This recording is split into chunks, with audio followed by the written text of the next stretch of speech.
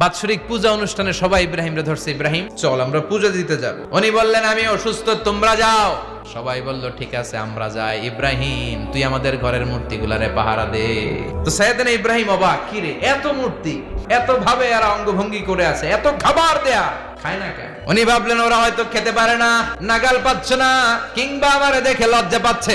নিজ থেকে রসমলাইয়ের বাটি তুলে ধরলেন। উনি বললেন খা। কেউ খায় না, খা নাইলে কথা ক। খায় না, কথাও কয় না, বাকি আছে মায়ের মারতে শুরু করলে। যতগুলো মূর্তি ছিল সবগুলো মেরে বড় মূর্তিটার গায়ে মারতে যাবে, in the mean time stop না, এটারে মারুন। আর বুদ্ধি করে কুড়ালটারে বড়টার কান্দে ঝুলাইয়া দিলে। বিকেল বেলা পূজা মণ্ডপ থেকে সব এসে দেখে সর্বনাশ। ইব্রাহিম সর্বনাশ কে কইছে? আমি করি নাই। ওই দেখ কুড়ালটা কার কান্দে, বড়টার কান্দে, ওইটারে জিগা। সবাই বলে ইব্রাহিম তুমি কি জানো না এগুলো কথা বলে না? সাইয়েদনা ইব্রাহিম বলে যে এটা কথা কয় না, ওইটার পূজা করস কে?